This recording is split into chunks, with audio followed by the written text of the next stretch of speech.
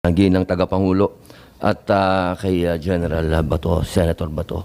A'udhu billahi minasyaitanir rajim. Bismillahirrahmanirrahim. Alhamdulillah rabbil alamin. Bismillahi wassalatu wassalamu ala rasulillahi. Assalamualaikum warahmatullahi wabarakatuh. Magandang hapon po sa inyong lahat. Pasensya na po, ako po kasi may press con.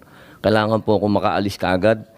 Gusto ko lamang pong iparating sa lahat na wala na po dito si Pangulong Rodrigo Roa Duterte. Ito po mga pinag-uusapan natin, ito po ay pagsuporta lang namin kay Senator Amy. Pero alam niyo po sa ating mga magigiting na panauhin dito, napaka-ironic lamang po na alam naman po natin lahat, batid natin lahat, na dadalawang pangulo lang po ang lumaban sa komunista. Una, si Ferdinand Marcos Sr. Ano po ang nangyari? Inalis natin sa bansa. Ang sumunod na lumaban po sa komunista ay si Pangulong Rodrigo Roa Duterte. Ang tanong ko lamang po sa PNP, hindi ko po kayo hinuhusgahan. Hindi po ba nyo tinanong man lang sa mga nag-uutos po sa inyo kung bakit natin dadalhin sa The Hague ang ating dating Pangulo na alam naman po natin na buhay ang Communist Party sa Netherlands. Alam naman po natin na hinihingi natin dati na i-transport dito si Joma Sison, dalhin dito sa Pilipinas. Pero nagkabaliktad po, ang tinransport natin ay yung dating Pangulo natin na lumaban sa komunista. Ito lamang po, tanong ko, bilang ako po'y dating rebelde. Hindi ko naman po yan pinagkakaila. Hindi ko po maintindihan kung bakit tayo po ay nag-submit dito sa mga tiga-Netherlands. Alam naman po natin, kahit po itanong ninyo, ako po ay palagi dyan sa Utrecht. Kasama po si Joma. Hindi ko po yan dinideny. Pero nakakagulat lamang po na dinala natin doon ang dating Pangulo. Yun po ba, hindi po ba alam ng PNP na karamihan po sa mga dumadating na pera sa komunista, sa mga terorista, ay galing po sa abroad. Yan po yung mga tanong na kailangan ko po sanang itanong sa inyo at marinig ang mga sagot ninyo, pero naubos na po ang oras natin sa paikot-ikot. Ako po ay gusto ko pong iparating sa inyo ang kalungkutang napakalalim. Sapagkat sama-sama po tayong lumaban. Gusto po natin ng law and order sa ating bansa. Pero pagdating po sa kaduluduluhan, alam niyo po, General Torre, congratulations, nakadalawang medalya na po kayo. Pero alam niyo po, sir, nalulungkot po ako dahil yung katapangan po ninyo, sir, medyo nakalulungkot po. Bakit? Napakatanda na po ni former President, sir. Ako naman po, tagahanga ninyo sa pagkamatapang ninyo, sir, pero napakatanda na po ni former President. At alam naman po natin, sir, na lumaban yan sa komunista. Alam niyo yan, sir. Sana naging konting, lang po tayo ba? Binigyan naman natin ng konting, kung paano natin tinitingnan yung mga medalya nyo, hindi lang nalagyan ng medalya si Presidente, pero kung sa medalya mag-uusapan, tinulungan niya tayo laban sa mga terorista. Yun lamang po, sir. Sana napakasakit isipin. Ito pong bagay na ito, parang pati itong ambassador natin. Ano po ba talaga ang, ito po ba talagang operation para may alis dito ang ating dating Pangulo? Kanino po ba? Kasi kami pinopuwersa kami lahat ng mga supporter ni Digong na i-contempt po kayo. Pero hindi po namin ginagawa. Sapagkat ang order, walang order sa amin na ipa-contempt kayo. Kung galing lang to kay PRRD o galing kay BP na pa-contempt kayo, kukontempt kita, boss. Baka ako pa magsabi na ako hahatak sa'yo. Pero hindi ko ginagawa, boss. Kasi walang order sa amin na gawin sa inyo yan. Ang natatandaan lang po namin na sinabi ni PRRD na malinaw na ginagawa ng pulis ang order sa kanila. Kaya po namin kayo nirirespeto, sir. Dahil yun ang sinabi ng boss namin. Yun ang sinabi ng chairman ng PDP. Na ginagawa lang ng pulis ang trabaho nila.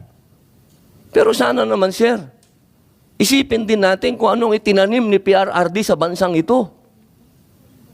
Nilabanan natin ng komunista. Talaga bang yan ba talaga ang kapalaran ng mga presidenteng lumalaban sa komunista? Isang in-exile, isang sinurrender? Ano ba po talaga itong bansa natin? Tayo po ba'y demokratiko talaga? Tayo po ba'y under control ng komunista? Yun lamang po. Maraming salamat po sa inyong lahat. Magandang hapon. Salamat po. Maraming salamat, Senator Robin Hood Padilla. At mabalik tayo dito sa obstruction of justice na hindi namin maintindihan pagkat yung paglalagay nga ng upuan, parang hindi naman yun sapat para sa Section 1 ng PD 1829. Ang liwa-liwanag, nakalista ron kung paano.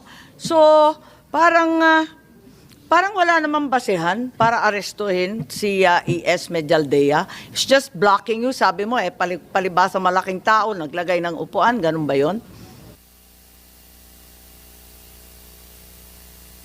Yes, General Torre. Yun na yun. Talagang yun na yung base mo.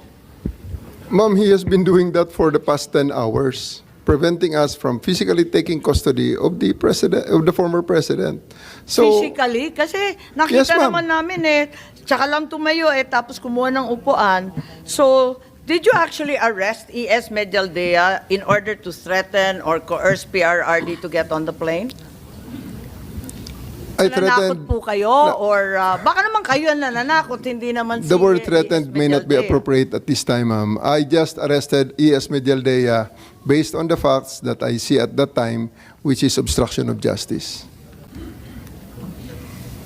Sa anong paraan na hinahadlangan ni E.S. Medialdea yung proseso? Kasi hindi ko maintindihan, hindi ko talaga makita. He is physically restraining us from taking custody with the I don't president. see him touching you. Wala dyan sa video, hindi ka naman hinahawakan. Nasa gitna siya, ma'am, namin. He is Ang placing dami-dami naman himself. ninyo, kayang-kaya ninyong paligiran yung tao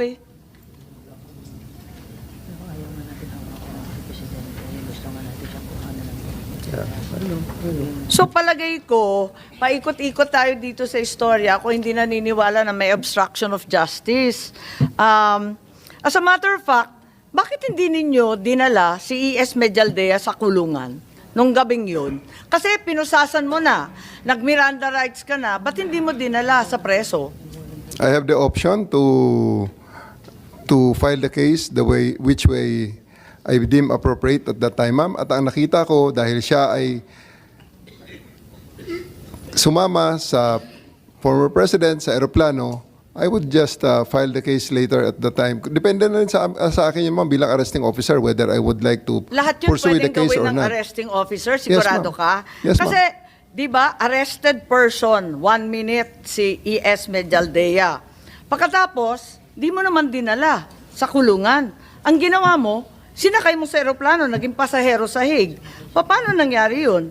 Tumakas ba siya sa kustodiya mo? Pinatakas mo ba?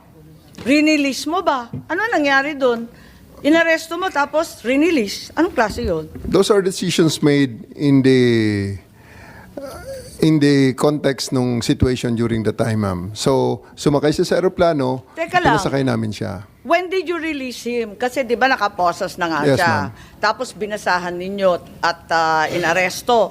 Gaano katagal siyang arestado? Actually, ma'am,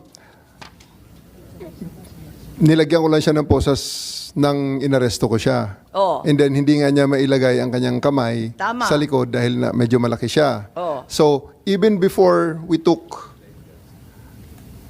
less than 10 steps, hindi pa kami nakalabas dun sa pintuan ng room na yun, ma'am, hindi ko na ikinabit ang isa pang posas. And then, when he was in the bus, tinanggal ko na yung posas at pinasakay si Ms. Medialdea. Sabi ko, maraming salamat, sir. Antayin mo na muna ang presidente dito sa bus para sabayan mo siya papunta sa aeroplano. Ang sinasabi niyo, diskarte mo na yon. Yes, ma'am.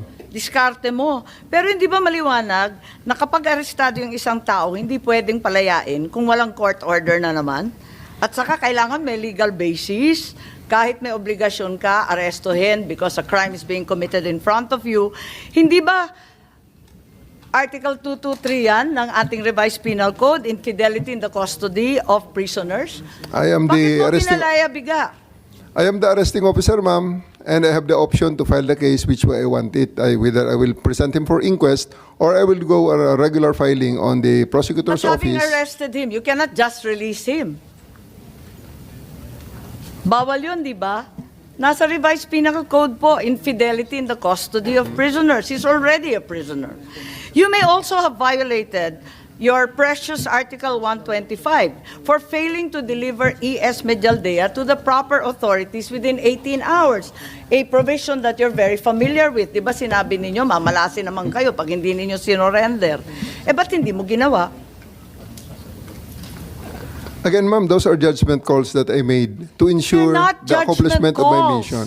They are procedures. They're the law. They are Yes, ma'am. procedures. I made that judgment call, the decision to just release him and bring him on the plane based on the prevailing situation as I saw it during the time. I think that's the most prudent. I really thought at that time that's the most prudent thing to do to ensure that the primary mission of bringing the president to The Hague is accomplished. So to your mind, General Torre, you are empowered by law to release an arrested person without any order of any court. You're given the authority to arrest the person, release him kung gusto mo. Basta ikaw ang magdidiskarte. Ganun lang yon. Wala kang pakialam sa batas, sa revised penal code, sa lahat ng pinagbabawal. Ganun ba yun? That's not the context that I made those decisions, ma'am. That's Sasabi not lang in eh. those contexts. Saan ka naman nakakita? Inaresto mo yung tao, tapos isasakay mo, papuntang Hague. Anong klase yun?